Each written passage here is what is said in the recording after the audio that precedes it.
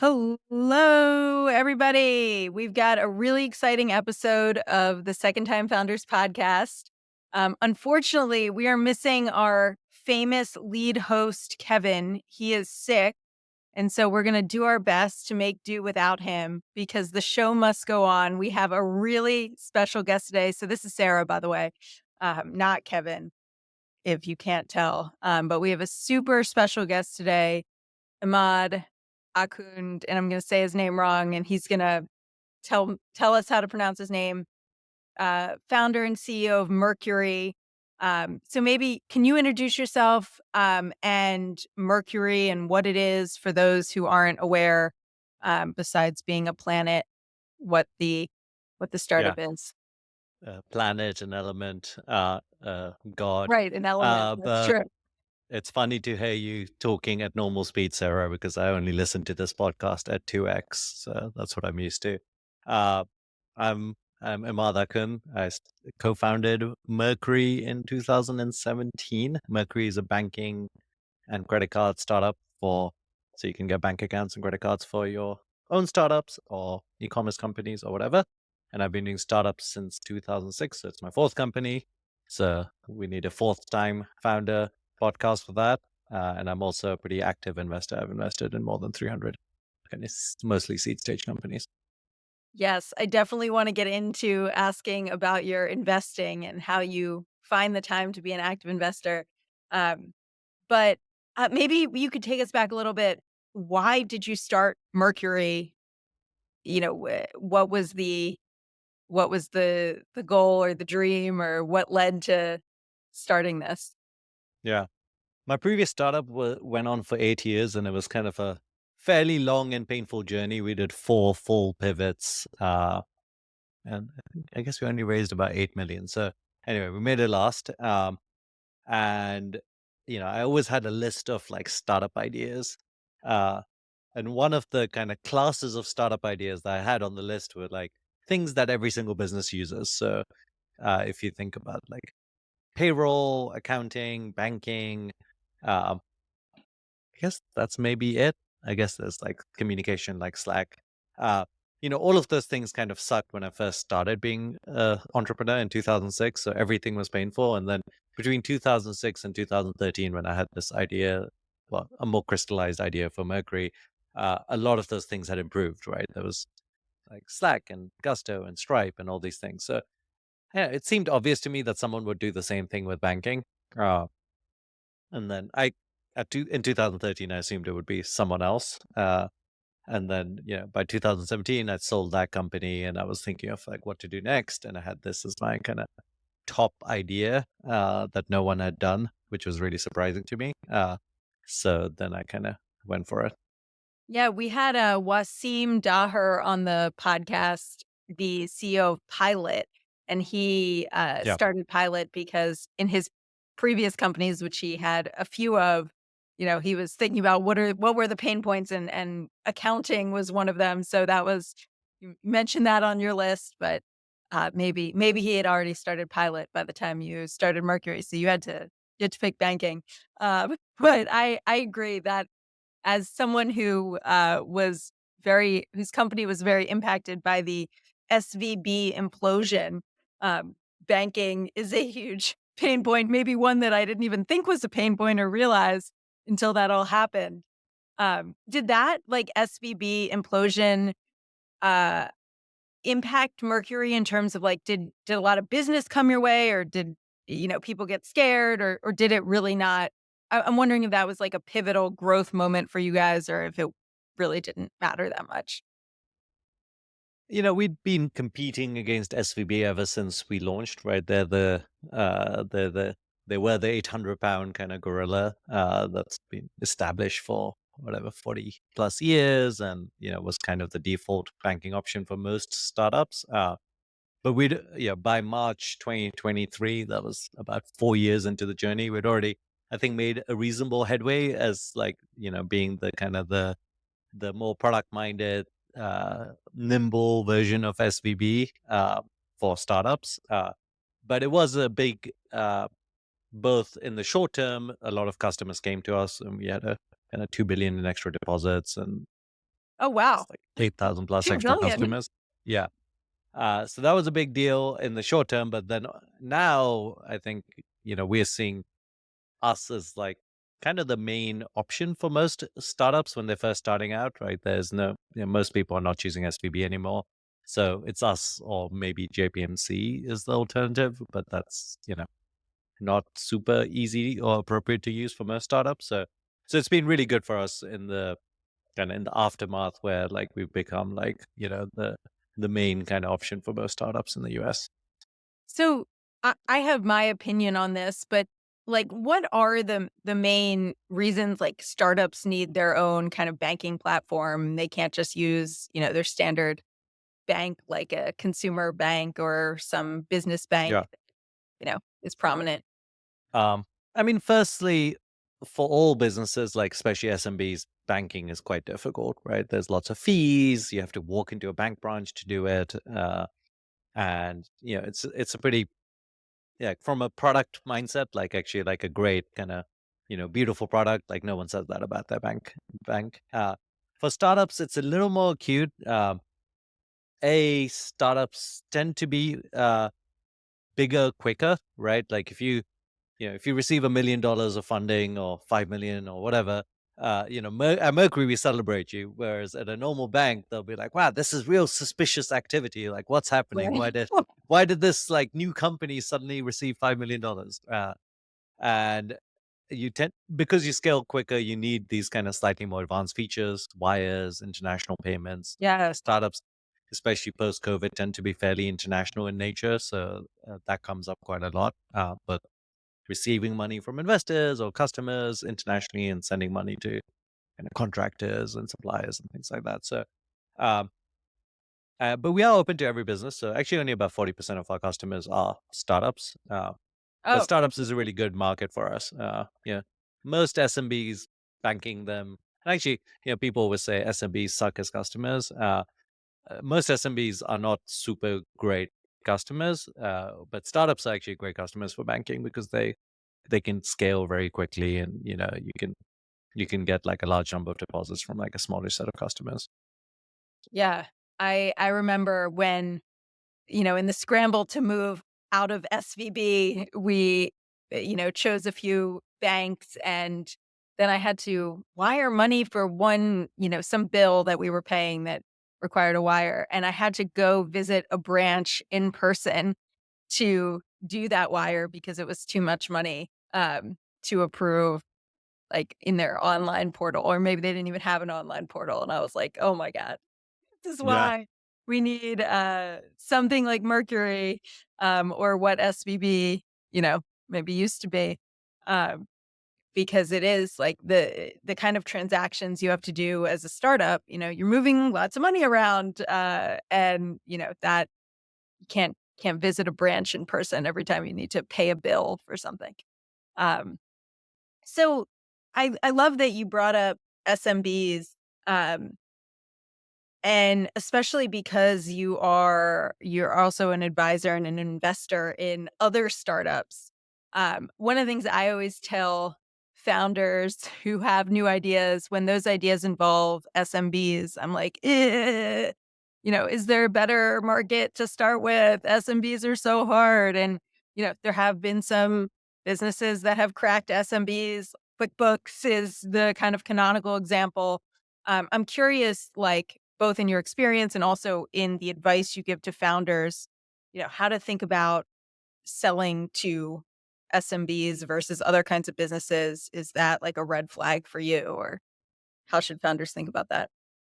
one of the funny things is like investors, and like the general lore in Silicon Valley is don't do a startup that sells to consumers or SMB.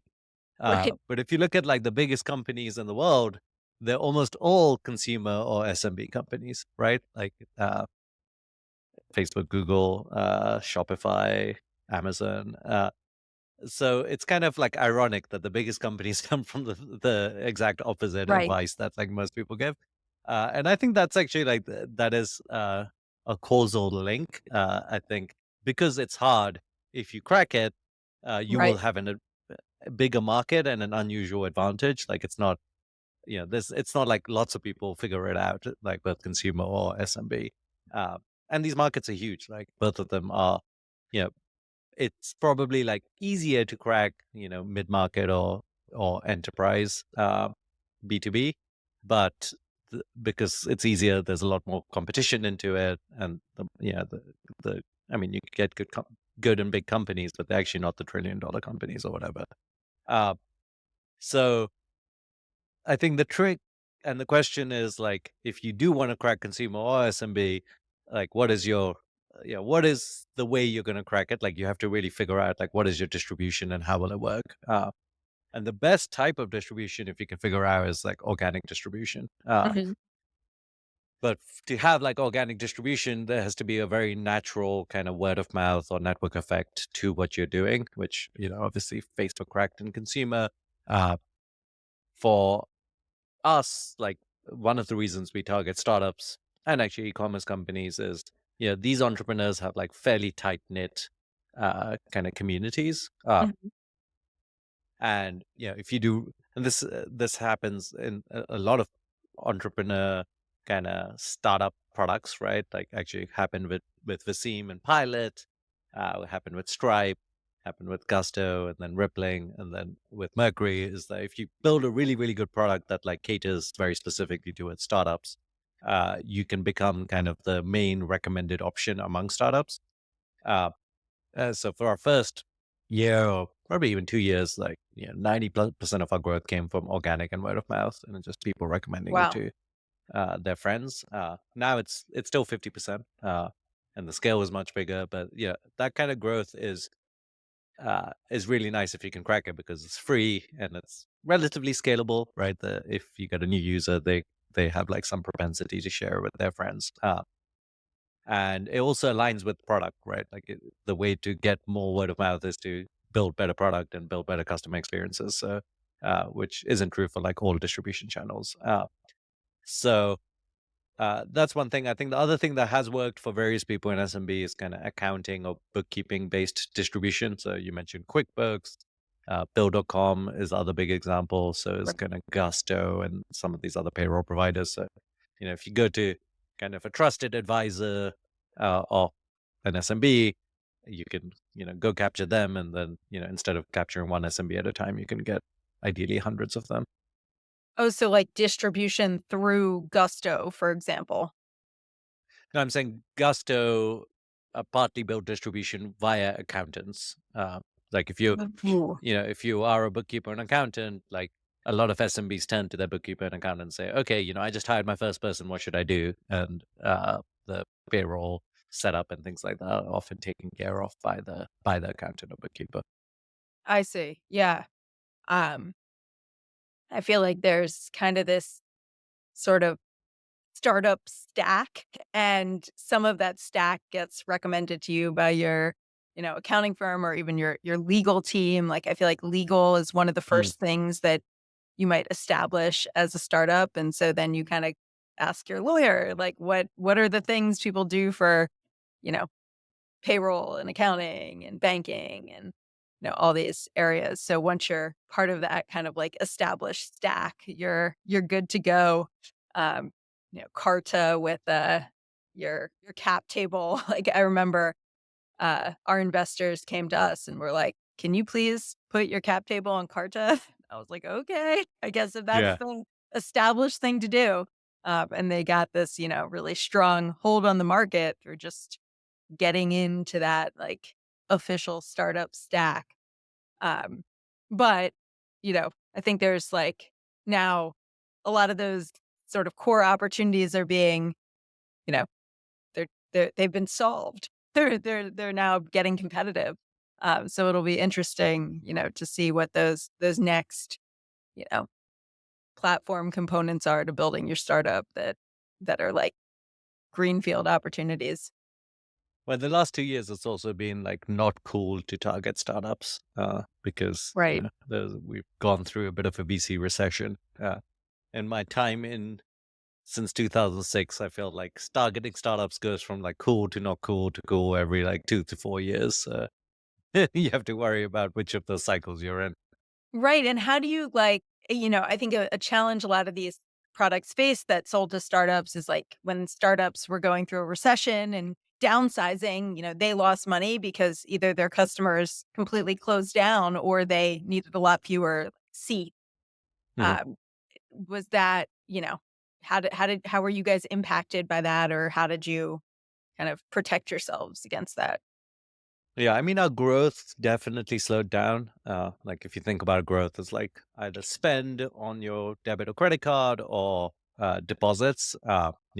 Deposits are shrinking in the 2021 cohort, especially, Right. and then people are being more careful with spend. Uh, we think about like during these downturns, like you know, we think about like how do we grow our market share. So even if yeah, the growth in the actual like top line KPIs is not as aggressive as we'd wanted. Like, are we growing our market share? And obviously, post SVB, our market share has gone up quite a bit. And yeah, these kind of cycles happen. Like, you just have to kind of be prepared to weather them. I think it helps to keep your burn fairly conservative, and we've always been like, we raised a lot of money in 2021, and we were always been fairly conservative. So, we're happy to kind of ride out the cycle and come out stronger on the other side, hopefully. Yeah, so let's get into that. So how much money have you raised in total, if you're willing to share that? And what was your latest, like, series in terms of Yeah, AB? I think all in it's about 163 million. Our previous was a Series B that we did in uh, July 2021, I think was the close. That was 120 million at 1.62 billion valuation. Uh, but we've been profitable for the last 7 quarters. Oh, So wow. we actually have more money in the bank than we've ever raised. That's incredible. So what is your kind of path? Do you want to become a public company? Do you wanna sell? Do you wanna just be profitable and throw off dividends? I think a lot of founders are curious, like, where do these things go and how do people think about it that have, hit Series B and beyond? Yeah. Yeah, I'd like to build like a long-term kind of legacy company. That's my that's my focus. So I guess being a public company is part of that. There's no rush. We only actually launched about 5 years ago, so uh, I think there's further to go in terms of us being more mature and predictable as a company.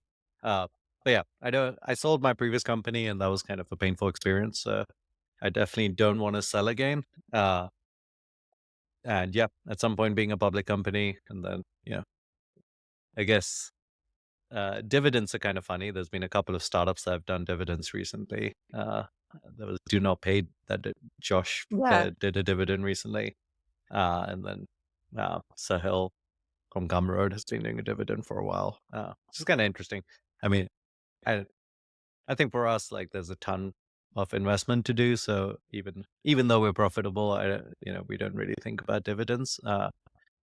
But it's kind of an interesting idea. Yeah. Um, I'm curious why selling your business was painful. Was it the actual sale process, or was it, like, having to work for the acquirer that a lot of these sales require? Uh, Honestly, everything about it is pretty bad. So, a uh, most of the time, like, I think culture is a really important thing that you create in your company, and it's very unlikely that your culture is compatible with the culture of the company that is acquiring you. And obviously, it's the acquirer, so like you end up uh, seceding your culture to theirs. So whatever that is, like whatever you care about, like it's no longer going to be that thing at this new company. Um, and then yeah, it's just hard to go fast, and in that case, it was a particularly difficult acquisition because it was very much about like them kind of shutting down our product and trying to move our customers over to their product if we Mhm. were like direct competitors. Uh, so that's obviously like difficult as well because like you kind of spend years building like your baby, and then you have to kind of shut it down and move it to like a product that like felt inferior to us at the time. Yeah, and then the process takes forever. Like it took 9 months to go through this acquisition. Like it was a very, That sounds very fast. long. It's yeah. The thing is, it's all existential while you're going through it as well. It's like I'd been doing startups by that point for 10 years, and I never really like had an exit. So it Right, was a really big deal for me. And when it takes 9 months, I mean, it's not like 9 months of like, oh, let's just do paperwork. It's 9 months of like, oh, like actually we found this problem, or like let's right, renegotiate this, or like we had 1 month where like our numbers didn't grow. Like we actually like had 1 month where we shrunk, and then they were like, "Oh no, like you didn't hit your projections." And I'm like, I don't know, like we grew the month before, and then right. we dipped 1 month, and the next month we had a great growth month. But like it's just 9 months of like actual ups and downs that are like very very difficult, because they're not like just like the startup ups and downs are difficult, but they're still kind of in your control. Like, okay, you're like, you can build Right. product, you can do things. This is like you're talking to some third party that has their own motivations, and it is a very difficult 9 months. Or most people who've gone through acquisitions have a difficult time through it. I'm sure there's some good ones.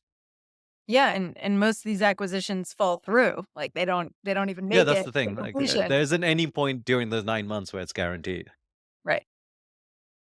But I imagine, like, the outcome was decent for you if you're now able to invest in all these startups and, uh, like, I've got to imagine it was worth it in that sense. Like, you got Yeah. some kind of decent Um, Yeah, it wins. was a good outcome. I mean, I think that is the big benefit of it. It's like you get money at the end, and that is kind of, yeah. Before that point, yeah, I was still living in a one bedroom, and I had a 4-year-old daughter in a one bedroom in San Francisco. So, it was nice to kind of have some liquidity and flexibility in life. So that is positive, and like in that sense, I would probably do it again. So you brought up your daughter. You have how many kids do you have and what ages? I have a 6 and a 12-year-old, both Okay. daughters. So, they've grown. So tell me, like, and I feel like men are not asked this enough, and I get asked this all the time. So I'm gonna ask you. I'm gonna turn the tables. Tell me how you balance it all, like 2 kids, a massively growing company that is not a small business to run, valued at over $1 billion. It's got to be high pressure, and you're also like investing and advising lots of companies on the side. Like, how do you manage this all? Yeah. It's a good question. I do actually get asked this quite often, so Oh, good, good. it's not just me. Uh, I think there's like 2 main factors that like help me manage it. Number 1, I used to think, especially early in my entrepreneurship, I was like always like, you know, burn burn hard, burn what's the term? Like burn candles on the both ends or whatever. And if I could work like 13 hours a day, I would work 13 hours a day, etc. Um, but what I've found is my 13th hour in the day is not that productive. And actually like 10 really focused hours in the day is, if I can pull off 10 extremely focused hours, which is even I would say hard to do, right? Like I think you get Yeah, pretty tired. And I actually realized I was kind of fooling myself a little bit. I was like, oh, I was kind of having lunch while I'm working, reading Hacker News. Like I'm doing all these things that like are not really work, but I'm on my computer pretending that I'm working for those 13, 14 hours. So that was one aspect that like actually like productivity wise, like 10 hours a day, 5 days a week is actually like if you can achieve that productively, you're actually in like a pretty good space, and like the incremental hours, especially over a long period. Like, sure, you can like rush it for like a few weeks because you're launching something or whatever, but I think for an extended period, it doesn't work. And then the second realization I had is that, once you have 10, let's say 10 employees or so, uh, you working an extra hour, let's just say you work an extra 10%, like, but you have 10 employees, that's only 1% extra work that the company's doing. So you're kind of you know, risking burnout, etc. But like you're only providing 1% extra work.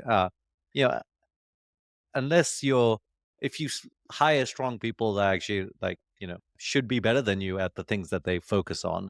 You as the CEO working an extra 1% total time is not going to make much of a difference to the company once it scales.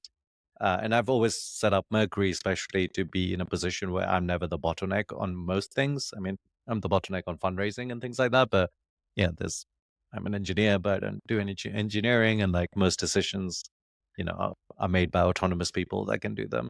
Uh, so so I would say like actually working extra time doesn't give you that much extra productivity. Is the highlight there.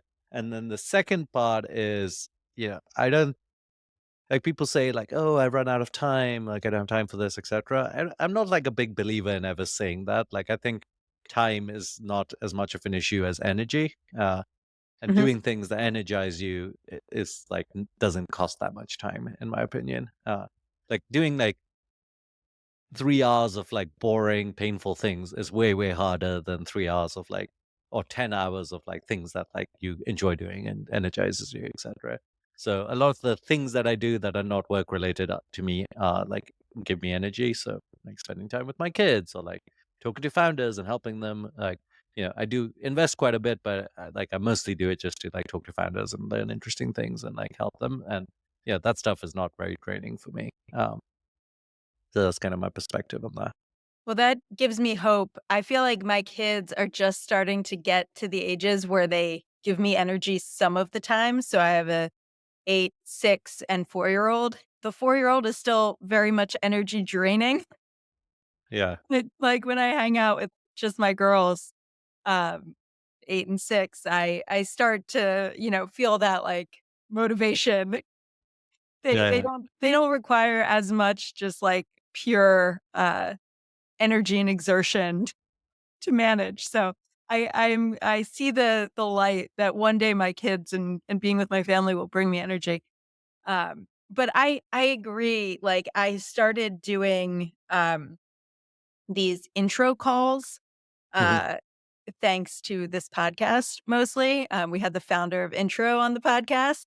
And I mean, I do, maybe 1 or 2 a week, and they're, like, 15 minutes long, so they're short, but it has been awesome to, like, talk to founders, especially in the earliest stages, like, they are, so they're so ambitious, they're so hopeful, and they're thinking about a lot of things that I don't necessarily get exposure to.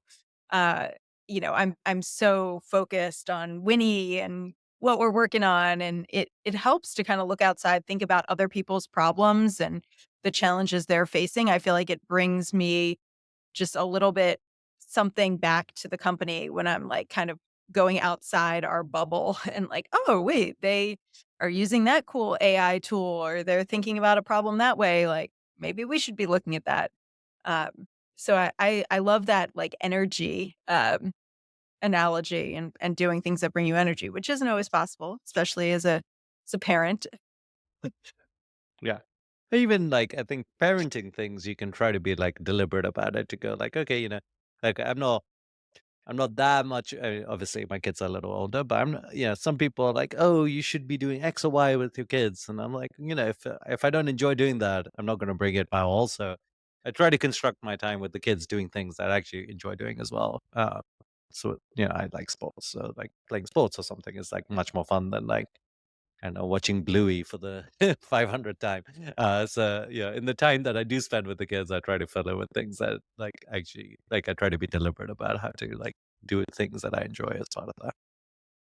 Uh, yeah, I've never, like, sat down to watch any of these, like, junky videos my kids watch, and the other parents will, like, bring up, like, "Oh, do you know this character in Bluey?" I'm like, "I could not pick Bluey out of a lineup." I have no when they're videos, like, that's my time. I'm He's not, blue. like, no idea. See, like, a cat, a mouse, like, no clue. Um, Actually, I don't know what kind of animal he is. because, yeah, I do not get any energy from watching Bluey, or whatever junk they're now watching, but that probably makes me a bad parent for not supervising what they're watching. No idea. Okay, so something Kevin loves to ask, and he will be mad at me if I don't ask you, is, like, the craziest founder story that you have. So, a time when you thought, maybe Mercury was done for, or you maybe met some crazy celeb and you were like, how can I be doing this right now? Just something that, like, gives people a little bit of behind the scenes that they may not read about in the press, that you experienced as a founder. If you have any kind of crazy founder story, Yeah, I don't know, uh, whether time these thing things when are too crazy. horribly Uh, wrong or horribly great, or yeah, you were yeah. just like, "Am" I have a funny think story. This was 2017, and we were going into a kind of a partners meeting in recent Horowitz. So, you know, they did end up becoming our seed investors. I guess that's the punchline to the story. But as part of my kind of process, whenever I go to Sand Hill Road for a partners meeting, I always go to the Starbucks there to get like a latte, get myself kind of settled in and show up early. So I I've went been that's I've spent so much time at at that that Starbucks, Starbucks. yeah, yeah. So I went there, I got my latte, and just as I'm about to drink it, like I basically didn't put the lid on fully, so Oh, the boy. lid was loose because I just put sugar in there, and I poured this latte all over my shirt. Uh, And at this point, I only have like 5 minutes to get to the partners meeting. So I like go to the restroom, dry it out as much as possible, Wait, but did it's you say still your shoe or your shirt? my shirt. It's like Oh completely god. wet. This isn't like a small thing. This is like half a latte is more than my shirt. Uh, but then I dry it out, and you know, it's a gray shirt, but this is like a big brown stain on like half the shirt. So I was like, I mean, you're always nervous with these partners meetings anyway. So I was like, really going, oh shit, like now what? But like, there was no time left. So we showed up, and thankfully, and I could not believe this was the case. The, they had this kind of presentation set up where the room was completely dark, not completely dark, but like very dark. Uh, because the screen was on, and this is a room with like 20 people. Anyway, I show up, I'm feeling very self-conscious, but it's like a dark room.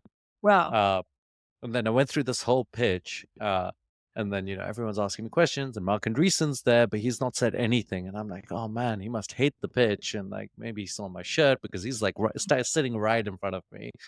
uh, and then, so apparently he does this thing where he like lets, I don't know if he always does this, but he said in this one, he like let everyone else ask a question, and then he was like, "Oh," when everyone's finished, then he goes on, like then he spends the last like 10 minutes of this like Oh, partners meeting just like drilling me with like questions. And they ended up investing, so it was fine in the end. But that was like a pretty crazy story. that is pretty lucky that the the room was dark. I feel like that Yeah. that was a I would good have just, I guess, admitted to it if it wasn't. I don't know what I would have done. um yeah, that I feel like everyone has these stories with like clothing, like just got to keep an extra set of clothing just in case Oh, something yeah, goes. maybe. I mean, this is the um only time this has happened to me, but it's yeah, it's always right before these meetings that these things happen. You've raised from a number of prominent investors, including Andreessen Horowitz. Like, any tips? Is it just your awesome accent that gets people, investing, or do you have anything that you do that you think really helps kind of get the Andreessen Horowitzes of the world investing in you? yeah. I mean, firstly, I have failed at fundraising a lot as well. So, I did, uh, like Hazap, my previous startup, we did a Series A in 2011, and then we went till 2016 when we sold it. But it wasn't like I wasn't trying to raise almost every year in that time. So it's yeah, I think I learned a lot in that time period, but it's not like a given that I'm always great at fundraising. Um, in terms of tips, yeah, I think it's good to have an audacious idea, like having a big vision and a big idea. Like, we're going to build uh, banking for startups, like especially in 2017. That was like a very unusual and audacious idea. And that really helps. Sometimes I talk to entrepreneurs, and they have like kind of one idea and that they have this other more audacious kind of version of it. And I think like I try to encourage people to pitch the bigger idea and the bigger vision. Because at the end of the day, especially at seed and Series A, like, they're basically it's your very low probability of a very high outcome. That's kind of the math. So you want to really make sure that the high outcome is really big. Um, so that's one thing. I think the second thing that really helped after I kind of became an investor is I realized that a lot of the time, of the 10 years before I started investing, I was kind of treating the investor as a kind of like a authority figure, parent type person, if you know what I Right. mean. Like I was like, oh, tell us what to do, and like, do you like this idea? What do you think? Like it was very uh, like submissive, and I realized actually as an investor, I hate it when entrepreneurs treat me like that. Like I want to be like, hey, we're doing this together. We're partners. I want you to, like, I don't know as an investor, I have no freaking idea what the hell these people are talking about, right? Like if someone comes to me and it's like, hey, should we be doing this? I'm like, I don't know. You've thought about this for years, and I'm only like 30 minutes into this conversation. So yeah, even though it might feel to you as an entrepreneur that you should be like really like, oh, asking them for advice and all these things, like actually, I mean, obviously you want to do a bit of that, especially when they know something that's relevant. Uh, but a lot of the time, actually, you should be treating your investors, either prospective investors or existing investors, as partners, and that's a very different perspective. And I think that like has helped Mercury raise money, because I think my perspective has been very different while we've raised money. Yeah, I completely agree. And, I think the best investors also understand that there's a lot that they don't know and they're not in the business day to day. And, they try not to act like they're the CEO or that they know more than the CEO. Um, because no podcast would be complete without talking about AI, I'm curious, like, how you guys use AI in your business, either in, the operational aspects, in the actual product. Is it is it something you're thinking a lot about, or, how do you think about AI? Yeah. Um, I mean, AI is exciting, so I think about it quite a lot. And I'd say like most of the investments I've made in the last kind of year have been either AI first or some significant AI portion to them. Nice. And that's like, you were talking about like learning things that you can bring back to your company, and I think that's like been a useful element from those investing. I think generally, actually, in fintech, AI is mostly a back office thing rather than like customer facing things. There's some like fintech customer facing applications for it, but I think it's like fairly minimal, and like the cost of hallucinations is like very expensive in fintech. So like I think it'll take a little bit longer, and though you're going to need more maturity before you adopt too much generative AI. But on the back office side, the one of the hidden costs to any fintech company is like customer service and ops. Like those costs are like actually pretty significant. And if you can, have 30% of your customer support tickets answered, or at least like pre-drafted an answer to it, like that's a pretty big win. So that's where we have kind of invested, and we think there'll be most of our investments in the future. Is that like a homegrown solution, or are there any tools that you found particularly useful in, like, the customer service and ops side of things? So far, What we've mostly done things ourselves and just, used kind of direct, mostly OpenAI kind of LLM implementations. But I think over time, especially on the customer service side, there's a ton of startups kind of innovating. Again, it's almost better to wait a little bit, and because there's so much innovation happening that like I think the winners in the customer support space in I'm like 12 hoping, months time like, will be different. HubSpot, which we use for our customer service, will, like, integrate something. Right now, they don't really have anything kind of off the shelf, but I'm like, they have so much data from all of Yeah, these tickets that we've it's hard answered. to Do imagine this there for that us. like the yeah, it's hard to imagine that the incumbents won't do a good enough job. And yeah, you have to imagine they have like a team working on it today. I guess we now, yeah, I feel like there's a lot that, like, if we just wait a little bit longer, we can have, just it built into the tools we're already using instead of trying to, you know, build a whole solution ourselves. We obviously use a lot of, like, Chat GPT in our operations at Winnie and, Yeah, their yeah. APIs I to think kind of it's automate stuff, but it yeah. a lot of For these tools, it's like yet another tool you'll have to start using. I think for established startups, it's like a pretty different equation. You know, you kind of have to like step back and say, oh, like, is this an existential issue? Like, if I don't do this AI thing, will I get disrupted by some startup because like they're a AI first version of like us? And I don't think that's true for Mercury or Winnie. That there's like AI first version of us that like would win. Uh, and then if there is an AI first version of you that win, then it's like mostly like, it's tempting to just wait because these things are just getting better. Like GPT-5 was gonna answer more support tickets than GPT-4 did. So, like, Right. any optimizations you make to GPT-4 might be just like a waste of time. So yeah, there has been a few companies that I've been a part of that have like, or invested in that have like pivoted to becoming AI kind of first companies and have been successful in pulling that off, or at least have been successful in fundraising because of that angle. But I think for most companies that are like established, uh, it's worth waiting. One thing that is kind of interesting, and I don't know if you've thought about it much, but we have done a little bit on it, is to get better data. Like, if you already have distribution and data, then like applying AI, especially as it improves, is going to be better. And for us, like, you know, part of the reason we launched a corporate credit card a year and a half ago, we were just in banking and then we launched a credit card, is that a lot of your kind of spend data as a company happens through a credit card. So Right.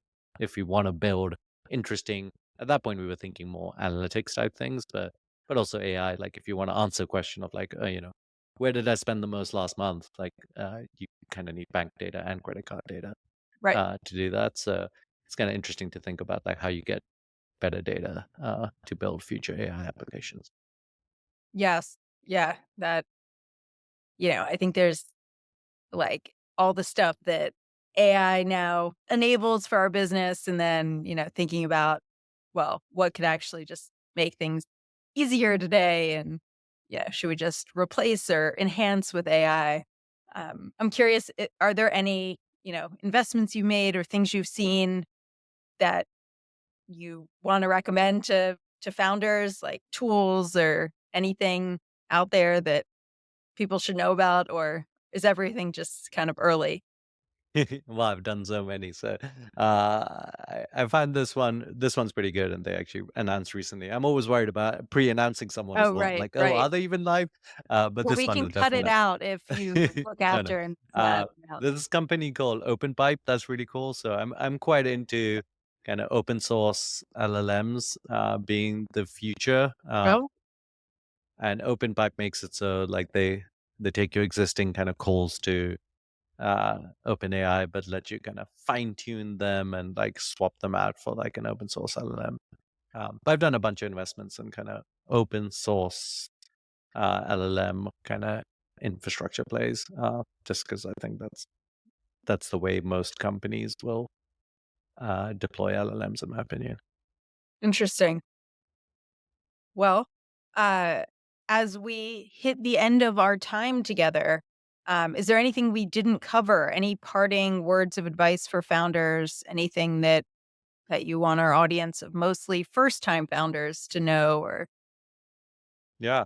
Um, this is my kind of go-to advice when I'm asked this question, which yes, is like, yeah, you should try to construct your life so you enjoy the journey. I think as a entrepreneur, it's often tempting to like think about the destination, like an exit or a fundraise, or like you're always like, oh, if when we do this, I'll feel good. But it can take years to get there, and if you're not enjoying your life on the way there and constructing your life in a way where you can do it like in a sustainable way, then what's the point?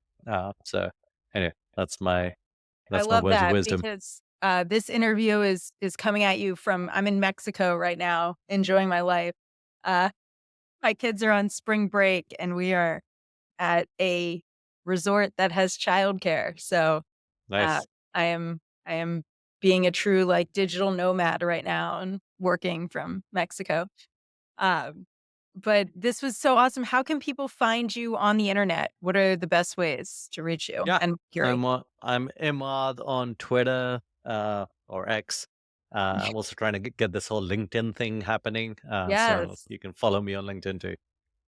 Nice. Are you a LinkedIn influencer I guess so. posting? I don't really understand who like reads the LinkedIn feed, but apparently people do that. Oh So, my god, it's I think this LinkedIn is like the new, like, hot product. What's old what was once old and crufty is now, like, everyone is switching to LinkedIn. So, yeah, I think it's the place to be.